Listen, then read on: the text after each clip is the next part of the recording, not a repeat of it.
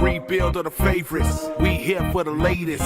South side or the north side. Not tuned to the greatest. Home team for the home teams. Both sides got our own rings. On the mound or the long ball. But we don't put the wrong strings. Yeah. It's that time of the year now. Wrigley or Ganty, so the whole league that we hear now. New show with a new mood. Discussions and interviews. Trade rumors that might be. This is Pinwheels and Knife. Hello and welcome to the Pinwheels pregame show. Happy New Year, everybody. I don't think, cautiously optimistic, but this time last year, White Sox are fresh off of losing 101 games, and you watch this disaster of a season. You have all the Mike Clevenger drama, and the team was supposed to compete for division, and you just get kicked in the gut, and you're like, this cannot get much worse. How can it get any worse? And, they're bringing in the Nicky Lopez's. They trade Aaron Bummer. It's like, okay, we're going to get some young, we're going to get some hungry guys that don't want to play baseball. And that's going to fix things. It didn't fix things. Things got significantly worse, not just for the White Sox, but for the entire city as a whole. In my entire life as a Chicago sports fan, I don't think I've been through a year that was tougher than that one. Everywhere you looked, just incompetence. As far as the eye can see. So here's hoping that 2024 blesses us with some better baseball on both sides of town. They got people on the north side too. You guys deserve some good baseball too. Lord knows you didn't get any good hockey this winter with that Winter Classic debacle yesterday, but I digress. So happy New Year, everybody. Hopefully this year treats us a little bit better. But let's start this podcast off. I was at the Chicago Bears game on Thursday night, and it really got me thinking watching this game. I always found that NFL games, I love going to college sporting events, live sporting events in general, but I feel like college sports is a live event that you can happen to watch on TV. The atmosphere is just great. You get all this electricity, the band's there, there's all the pageantry. For the NFL, quite frankly, I think is better on television. Those are television events that you can happen to watch live. However, going to the game, you do notice some things that kind of stand out that you didn't notice. So early on in this game, I'm there with my buddy, and it's raining a little bit, and we're watching the Bears' 4th-round pick, Torrey Taylor, punt. And there's a lot of stuff that you can't pick up on television. You kind of watch the spin he's putting on the punt, and we're like, wow, that's incredible. I never noticed this on television. It's like, how hard is this thing to catch? You're looking up in the rain. The ball's doing this weird gyro. This is pretty cool. We're appreciating the art of punting. Well, the novelty of punts wore off after the third punt in the first quarter. And why this game was so funny, with 2:14 remaining in this game, Bears have a 4th and inches, and then they get a false start to back it up. And so the interim head coach, Thomas Brown, he sends his punt team on the field. And then a familiar chant, for Southsiders anyway, like myself, rings out, "Sell the team! Sell the team!" They're booing this guy as a punt. Boo! And he calls a timeout. And the optics of it from the stands was, because he suddenly has a change of heart, was that they bullied him into going for it. So they send the team back onto the field, and they have a 4th and 5, and it's this crazy broken down play, and Caleb Williams picks it up, and so they're marching down the field, and they get another one to Rome Odunze, and then we get this other crazy sequence that only the Bears can do, because it's such a Bears thing. You've been seeing it all year. You saw it on Thanksgiving with the time mishap. They throw an incomplete pass. They can't get to the line of scrimmage quickly enough, so they have to call a timeout after said incomplete pass. On 3rd down, they need about 5 yards to get into Cairo Santos field goal range. From where they are at the 40-yard line after this Rome Odunze catch, that was the furthest they would get. They need about 5 yards, but instead, they chuck one deep on 4th down. It sets up, or on 3rd down, I should say, falls incomplete. 4th down, they have to go for it. Caleb Williams throws this interception. And, just the whole sequence was, it was such a fitting end to a terrible game. Never in my life did I think I'd see a modern day NFL game where there's no touchdown scored. You told me the Bears defense held the Seahawks 6 points. You would think that, hey, they're probably going to win that game. This is the second time we've seen this happen with the Bears. They let time bleed off the clock, shades of Thanksgiving all over again, just ugly. But this is not the same. This is the second time this year. This stat came out that the White Sox have lost to it, or the Chicago has lost to a Seattle team 6-3. Actually, the 3rd time, but 4 months earlier, and actually it was it was 151 days before this game on December 26th. White Sox lost to the Seattle Mariners 6-3. That loss was the 13th loss and a streak that would eventually extend to a record-setting 21 games. And the game before that, they also lost to the Mariners 6-3. Fun fact, looking at that series, because I kind of wanted to go back and see. But I think the Bears, as bad as the White Sox were, it's hard to believe that you could have a team more embarrassing than the Chicago White Sox this year. But I think the Bears might have done it. I think that might be more frustrating. If you look at the two heading into the season, just as far as disappointment or embarrassing goes, the White Sox entered the season coming off 101 losses, right? Their general manager coming out is saying, Chris Gatz is saying, I don't like our team. Meanwhile, we got Ryan Poles going, we're going to take the North and we're never giving it back. Two different tones, right? The White Sox are trading away their best pitcher they have in Dylan Steve. The Bears are getting a franchise quarterback, number 1 overall pick. They're bringing in all these weapons. We got hard knocks with the 4 weeks to stop the plan. How good this team's going to be. The White Sox is like, well, we'll see how good they are. I mean, we're not really expecting much out of them. Now, we didn't think things would go as bad as they did. But, I mean, no one expected this team to be good. And they had a lot of bad luck along the way. But you look at the Bears, there's a lot of similarities between them and the White Sox. They're on track right now. If they lose to the Packers, they're going to finish the season with a worse winning percentage than the White Sox this year, which is crazy to think about. And they had expectations of being a playoff team and winning the division. The White Sox did not. The Bears were riding momentum, too, coming off the end of their season. The White Sox were not.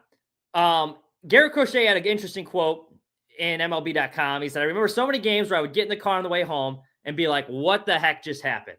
That is exactly how I felt leaving the Bears game. So there's rain-soaked fans leaving Soldier Field Thursday night. That is the sentiment. What the heck just happened? I've never seen a season like it. As long as the McCaskies and Reinsdorfs are in town, nothing's ever going to change between these two.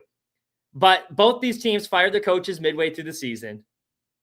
Right. And even the Bears, at least the White Sox, for their press conference, they fired him correctly. They didn't make Pedro Grifol go back out there a few hours before canning him to answer questions from the media. Even the way the Bears fired their head coach was embarrassing. I think you look at the expectations. Now, look, the White Sox, obviously, with how bad the defense was and just the way they lost games and the run differential they had, it was a historic run differential.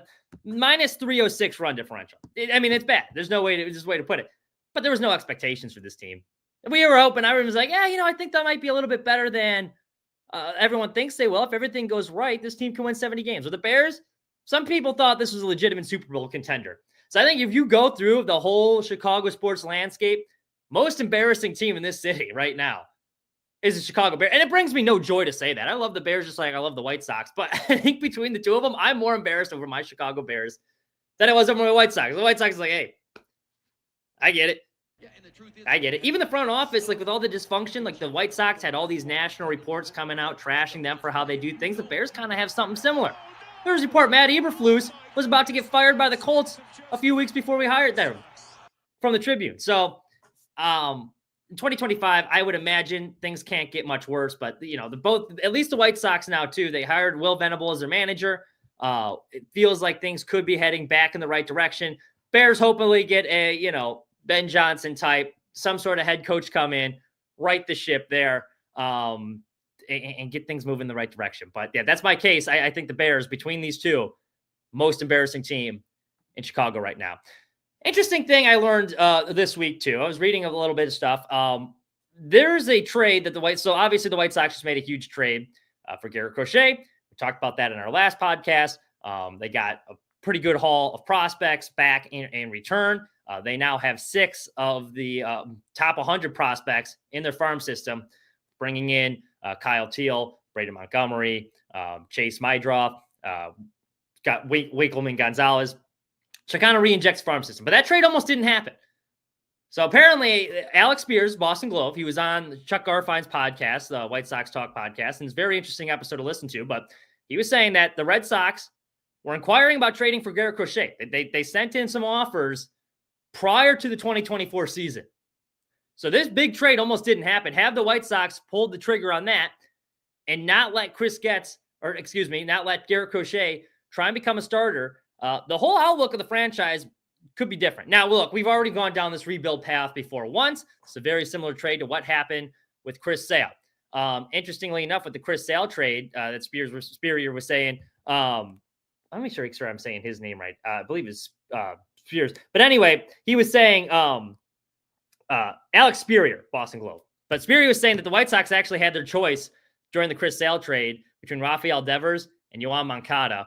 And Rick Hahn at the time was like, we'll go with Moncada. He was the top prospect in the Red Sox organization. At one point, Baseball America had the number 1 overall prospect in baseball. So they had the chance to get Devers. They went with Moncada. You can see why they did at the time. But obviously, that did not work out. So any trade like this is a gamble. But had the White Sox have, because it would have been very easy to trade Crochet heading into the 2024 season, right? You just traded Dylan Cease. You get this offer in for a guy that was hurt most of last year, didn't pitch at all in 2022 because of Tommy John surgery, and then he's limited to less than 12 games because of some shoulder injuries 2023. Hey, Red Sox sending an offer. It would have been very easy to trade him. But Crochet comes into the office, and he's like, hey, I want to be a starter. And the White Sox, to their credit, they obliged. Not only made him part of the rotation, they make him the opening day starter, and he puts up some historic numbers. But Crochet is a reliever, 2.71 ERA, 73 innings. Safe bet right there would have been, hey, let's cash in, get him back. But because they let him become a starter, turned into the comeback player of the year, he became an all-star, set a franchise record for most strikeouts in his first 9 starts. 9 starts.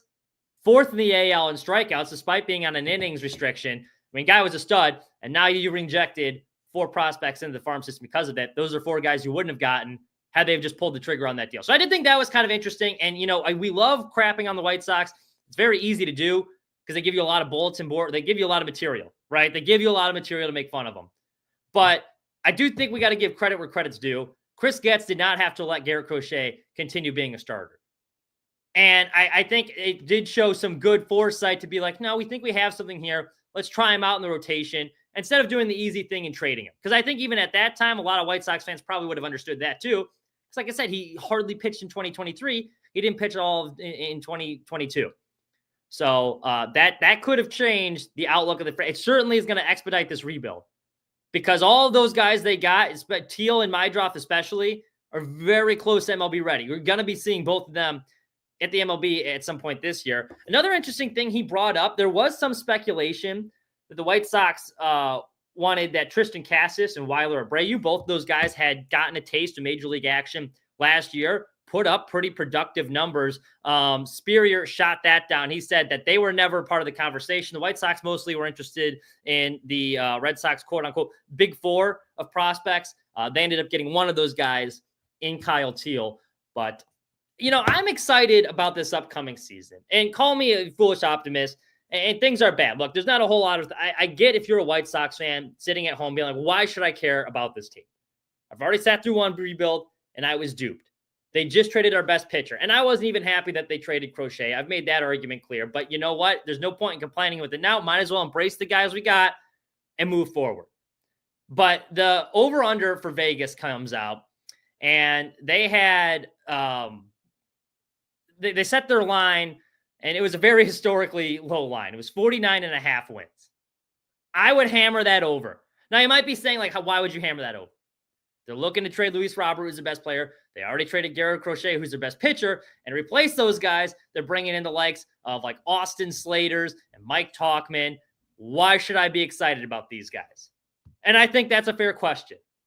But here's why I think the White Sox, I'm going to go through all the reasons why I think the White Sox are not only going to hit that over, but I think they'll be better, at least more fun to watch. I think this team's going to be shades of the 2020 or the 2018 White Sox, where they're not good, right? But they are scrappy and they're fun, right? They're going to get a couple walk-offs here and there. I remember at one point they were in they were in 4th place, I believe, like midway through the year. It was a fun team. They weren't good. They didn't win a lot of games, but they were fun to watch. So here's why I think they're going to be good. So number 1, we have this is Bryce Wilson. So he's not obviously the most exciting addition of the offseason, but he had a pretty interesting. Let's see if I can pull up the audio here. But he was on MLB Network Radio earlier this week or earlier this week. Yeah, going into the season, we'll go. he was on MLB radio earlier this week, and they were asking him about what his goals were for the 2025 season. So for those of you who don't know Bryce Wilson, he was with the Brewers last year. We kind of brought him in to be our new Chris Flexen type. Well, they need some sort of innings eater in there. So he could see serving. He mostly served as a long reliever with the Brewers. He has a career 4.61 ERA. But last season, he threw 104 innings, 104.2 innings for the Brewers at a 4.04 earned run average. And, pretty respectable. But only 9 of his 34 appearances were as a starter. This guy really wants to be a starter. So they asked him what his goals were for the 2025 season. You can listen to this. And some of the stuff he says, I do think is pretty interesting. And I really like his mentality. So take a listen. And then we'll fight for a rotation spot. Being kind of in that long reliever role and, making the starts that I made last year, I think a lot of what I want to do in my goals for this season are to, be in a rotation all year and, make 32 starts and go out and just show that I can, cover a lot of innings and, put up good numbers as well. Look, last year happened. The struggles that they went through, I think, especially a lot of those young guys, there's only things to learn from experiences like that. I know they never want to be in a situation like that again. So, just taking from that, whether it gives you a chip on your shoulder or, just extra motivation going forward, whatever it may be.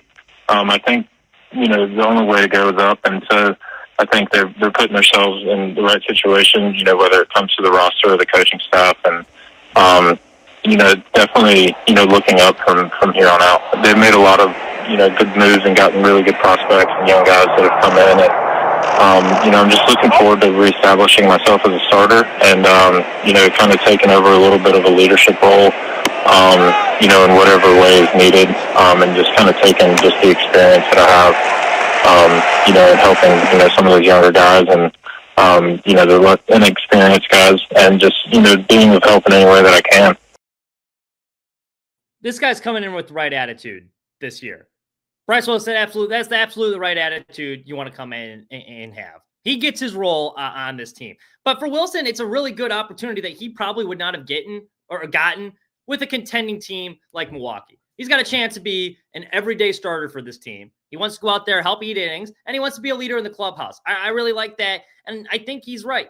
When you have a team that's really young, and they got a lot of guys that are getting either their first taste of MLB action or really have something to prove, they're going to play hard throughout the season. And I think they played hard most of last season too. But the problem was they're developing a lot of these guys in the MLB, which is unheard of. Tommy Pham talked about it. There's going to be a lot of growing pains. There's going to be a lot of mistakes. So I think now that some of these guys have already kind of been in the MLB, you had a season as bad as it was last year. You're getting made fun of, ridiculed by the entire fan base. You got the last homestand of the season where fans are actively rooting against you because they want you to break a record. That puts a chip on your shoulder. And if you're a guy coming into this organization, you don't want to be coming into the organization that just lost 121 games. You want to fix that. You don't want to be known as the modern day MLB record holders. You're trying to change that tune really quickly. Do I think they're going to be good? No. It would be foolish to think that they're automatically just going to be a lot better because we said the same thing last year. Is they had a lot of veterans that were coming in to try and prove themselves. But I think now you have guys that are going to be coming up that not only are hungry to play, but have a future with the team. It's going to be a little bit more watchable just because these guys, like the Brian Ramoses of the world or the Miguel Vargases, if they play well, even the Dominic Fletcher, you could see them being a part of the next contending White Sox team. And then you're going to have these prospects coming up too with Noah Schultz, Hagen Smith, I think we'll see at some point this year. It's going to make this thing pretty exciting. And there's going to be some competition. There's going to be guys competing against each other for spots. Who's going to be the third baseman? We got a lot of third base options right now. None of them great. Let's see who gets it. Bryce Wilson really wants to be part of the rotation. Well, that's no given either. There's going to be competition there, and competition breeds excellence. So I'm hoping that, you're bringing in a veteran like that. You're bringing in a veteran like Talkman. They've been around the league. They've been in good clubhouses. They've been in winning clubhouses. Can it help reestablish this culture? So here's all the reasons I think the Sox are going to be better. Number one, you got a lot of the old guards gone. The shadow of the Yoan Moncadas and the Eloy Jimenezes and the frustration that was behind all of them, watching them play, that's out the window now. You don't have to worry about that anymore. I suspect they're probably going to try and trade Robert, but even you keep Robert, that's a talented guy that you're going to want to have on your team. He can't be much worse than he was last year either. So that's number one. Number two is the bullpen. The bullpen was bad last year. The bullpen was a major reason why this team was as bad as they were. And I don't think it can get much worse, because even with losing 121 games last season, they blew so many saves. 36 blown saves last year. League leading 36 blown saves. Other 55 save opportunities. They converted 35% of their save opportunities. So they had chances to put games away, and they just simply didn't. Their 4.74 ERA, team ERA from the bullpen, was the third highest in the MLB. They never really had a true closer last year, especially after trading Michael Kopech, who led the team with 9 saves prior to that trade. And it was kind of just a revolving door and high leverage situations. Davey Garcia had a 7.07 ERA, John Brebbia, 6.29 ERA, Jordan Leisure, who I actually like, and I think he showed some flashes. He had a 6.32 ERA, some growing pains there. Steven Wilson was brought in this trade to be a veteran in the back arm of that or back end of the rotation. 5.71 ERA. Justin Anderson, who was respectable. He had a 4.39 ERA. Tanner Banks, who we ended up trading, 4.13 ERA, and that was one of the better relievers we had in that bullpen. The bullpen was terrible. So I do think there's going to be some signs for hope, because I like some of the guys they have brought in to the bullpen this year. A 32-year-old Cam Boozer, who was pitching with the Chicago Dogs in 2021. Big Chicago Dogs guy. I interned for them back in 2018. That independent league ball, it's legit. I mean, I think it's about the equivalent of the AA level. You got a lot of former MLB guys that play in the American Association, and then you got a lot of young, hungry guys that maybe didn't get drafted, aren't in an organization looking to prove themselves. I remember when I was there in 2018, there was a guy that was pitching for the Kansas City T-Bones, who they were at the time, that now the Kansas City Monarchs, but he was in the league 2 weeks. Scout came, saw him pumping 99 in there, he got signed. So he put up some good results, kind of revitalized his career. But Boozer, he's hard-throwing lefty that throws 97 miles an hour. We'll take that in the back end of the bullpen. I really like that. They brought in some other guys, too, to try and compete. But the guy you're seeing on your screen right here, Prelander Baroa. Now, he was traded from the Mariners with that trade package for Gregory Santos. The headliner of that deal was the outfielder Zach DeLoach. But Baroa has some exciting upside. Prior to coming to the White Sox, in AA with the Mariners, 2.89 ERA with 13.9 strikeouts per 9 innings. So he's got really good stuff. Last season, he only threw 19 innings with the Sox, but some pretty solid results. 3.32 ERA, limited opponents to a 2.12 batting average, struck out 31% of the hitters he faced. This is a guy that I'm optimistic about, because I think he can kind of turn into the new Gregory Santos type and take that step as one of these guys the White Sox can lean on in high leverage situations. The stuff is there. He's got a really good 3-pitch mix. He's got a 97 mile an hour sinker. His 4-seam fastball is one of the fastest. He's one of the hardest throwers in the MLB. Had an average 4-seamer last year of 98 miles an hour. That placed him in one of the top percentiles in all of baseball. He can reach back and hit triple digits.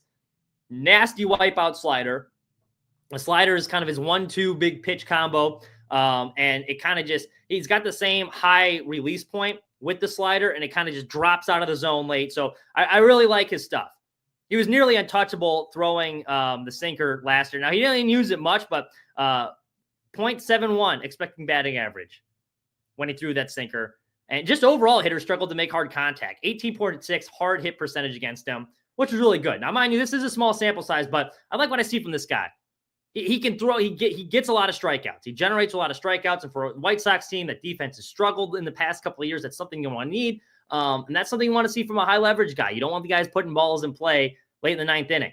Now, here's what's going to be the issue, and this is why he hasn't kind of blossomed into that high leverage guy yet, is he walks too many people. In his first 6 seasons in the minors, 210 walks allowed. That's got to be cleaned up. Last season, 15.7 walk rate. That's not acceptable. So if he hones in on his command this offseason, he finds a way to get in the strike zone more consistently, this is a guy I'd be excited to see, who I think could turn into a back end of the rotation piece. Jordan Leisure is another guy that I think a lot of people, maybe myself included, probably put a little unfair expectations. Hey, this guy's got the stuff to be the future closer. And I think he does. There's a game in April against Kansas City. They brought him in, and I think it was the 7th inning, bases loaded situation. They had Bobby Witt Jr. at the plate. And the play before, they just kind of hit one of those Kansas City specials, like a little floater into right field. Should have been caught to get out of the inning. It drops, a run scores. So now he's got Bobby Witt Jr. up. He's trying to keep this Royals lead to within 2 runs here. So this is a big moment. Bobby Witt, as we all know, can blow this game right open. The entire crowd that's in Kauffman is standing up. This is a big situation for a rookie, and Leisure came in there despite having that fluky hit drop and took care of business. That really showed me something. I was like, okay, this is pretty impressive because this is not an easy situation to be in. He weaseled his way out of it. Now, later in the year, the team started to catch up to him a little bit. He did get hit around, but Leisure and Baroa are two guys that I was like, these guys got back end of the rotation potential. You bring in a guy like Boozer. I don't think the bullpen's going to be as bad as it was last year. There's a lot of unknowns, but if the bullpen can improve, there's no reason they can't win 50 games. Hammer that over. The other reason is, like, you're going to get some of these guys that from that trade we talked about earlier, they're simply going to be better. You're going to have more help from the minor leagues. Now, I think out of all these guys, the most excited I am, so this guy on the top left of your screen here, Braden Montgomery. Now, he probably won't be up in the majors this year simply because he didn't play all of last year after getting drafted in the first round with the broken ankle. So probably won't see him. But these two guys at the bottom of your screen, Teal and Mydroff, you can see both of these guys in the MLB this year.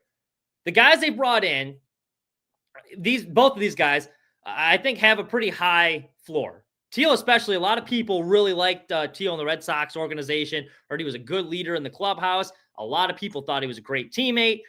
He had a really good year in Double-A last year. He gets on base. He works smarts at bats. Mydroff, I think, has the lowest probably ceiling of the bunch, but he's got a really high floor right now. He plays really solid defense, had an OBP over 400 last year in AAA. The guy kind of reminds me of Nick Madrigal a little bit, and one of these guys, he just puts balls in play. With the White Sox need guys that can take better at bats. And if you look at the guys Chris Getz brought in, Slater, really high walk rate, low chase rate, takes good at bats. Talkman, same thing. Knows the strike zone, really good command of the strike zone. White Sox hitters struggle with that. And that's kind of, if you're making that Bears-White Sox comparison, it was kind of similar. That just last year would be times you just got no offense.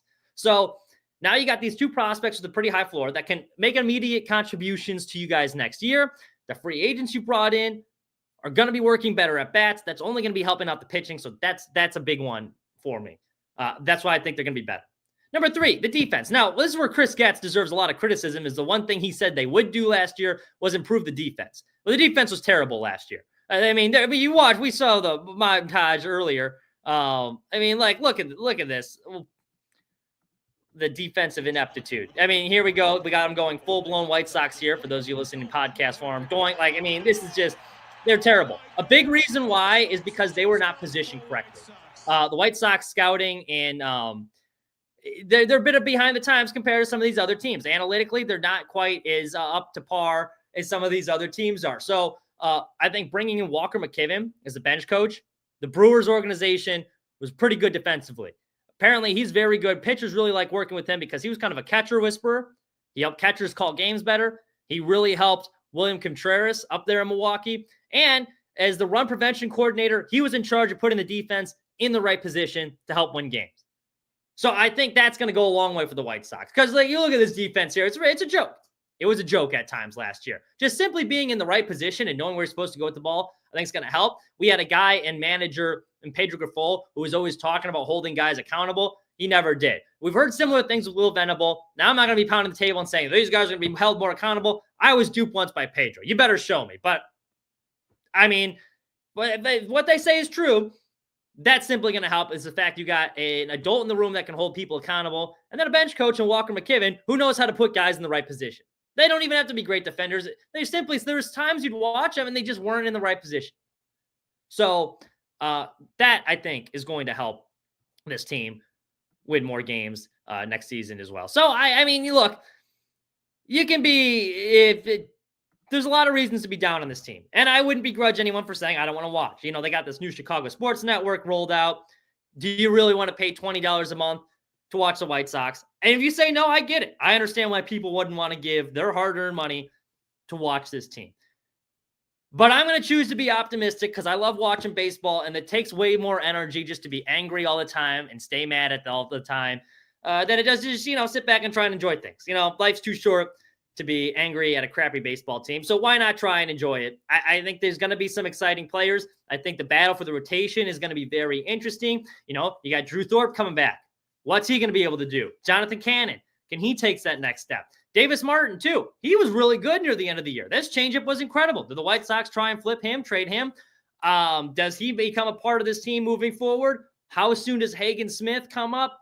I'm really excited to see him. Everyone's saying Noah Schultz, and Noah Schultz, I think, is the higher ranked prospect between the two. But man, I think Hagen Smith's going to be stud. Just watching him from Arkansas, he's got a lot of similarities to Garrett Crochet. Drafting him made the Garrett Crochet move a little easier to swallow. But I do think Crochet is going to tear it up in Boston. I think he's going to be good for a long time. So I hope these guys pan out, because losing Crochet, that one sucked. But hey, look, I think this team, if everything goes right, and I said this last year, this is everything goes right. So this means it's not a very good team. They win 70 games. And that's if everything goes right. Realistically, this is a 55-60 win team. That's still better than last year, and you're still making money if you're betting on the over. I think unlike last year, the baseball will be a lot cleaner. They got more adults in the room. A lot of the cancer that plagued them from 2022 to 2023 is wearing a different team's jersey. It's gone. And another thing I should mention about these prospects here too, this is another reason I like this trade. Teal had the label. This catcher down here is one of the big four in Boston, which is a very, very rabid baseball fan base. They got some of the best fans in baseball. They care. That's all you can ask for. There's a lot of pressure playing in Boston. And he had the label as one of the big four, and the pressures of being a guy that, the future in the organization is entrusted with you. And that's something we saw a lot of these former White Sox prospects could not handle. He's already had that label once.